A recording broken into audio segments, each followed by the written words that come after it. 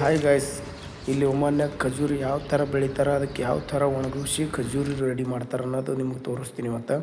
ಇದು ಖಜೂರಿ ಗಿಡ ಅದ, ಇಷ್ಟು ಚಿಕ್ಕದದ ಅಂದ್ರೆ ಬಿ ಇದ್ರೊಳಗೆ ಖಜೂರಿ ಆಲತ್ತವ. ಇದು ನೋಡ್ರಿ ಪೂರ ಕಗ್ಗವ. ಈಗ ಸದ್ಯಕ್ಕೆ ಇದು ಕಗ್ಗವ, ಒಳಗೆ ಒಂದೊಂದು ಹಣ್ಣಾಗ್ಯಾವ, ಅದು ತಿನ್ನ. ಬಟ್ ಇದು ಕಗ್ಗಿದ್ದಕ್ಕೆ ಕಡ್ದು ಕೆಳಗೆ ಇಳಿಸ್ತಾರೆ ಗಿಡದಂದು. ಫುಲ್ ಇದು ಏನು ಸಾಣದೈತಿ ತಗಲಿತೀನಿ ಇದು ಖಜೂರಿ. ಇದು ಒಂದು ಹಣ್ಣಾಗ್ಯದ ಮತ್ತು ರುಚಿ ಮತ್ತು ಸಿಕ್ಕಾಪಟ್ಟೆ ಅದ. ಎಂಥ ಟೇಸ್ಟ್ ಇದೆ ತಮ್ಮ. ನೋಡಿ ತೆಳಗಡೆ ಬಿದ್ದು ನೋಡಿ, ನಿನ್ನ ಕೈ ಹಚ್ಚ ತಕ್ಷಣ ತೆಳಗಡೆ ಬಿದ್ದಿದ್ದು. ಕಗ್ಗಿದ್ದು ತಿಂದ್ರೆ ಒಬ್ಬರು ಆಗ್ತವೆ. ಒಬ್ಬರು ಆಗ್ತವೆ ಹಣ್ಣದ್ದು ಎಷ್ಟು. ಇಲ್ಲಿ ನೋಡ್ರಿ ತಾಡಪತ್ರಿ ಹಾಸಿ ಒಣಾಕ್ ಬಿಟ್ರ ಪೂರ. ಈ ಗಿಡದಂದು ಒಟ್ಟು ಖಜೂರಿ ತೆಳಗೆ ಇಳಿಸ್ಯಾರ.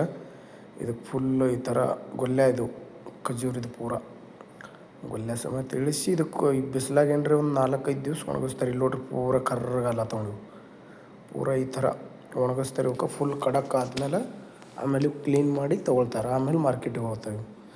ಇಲ್ಲಿ ನೋಡ್ರಿ ಖಜೂರಿ ಗಿಡಗಳು ಅಷ್ಟು ಇಳಿಸ್ಯಾರ ಇದ್ರೊಳಗೇನು.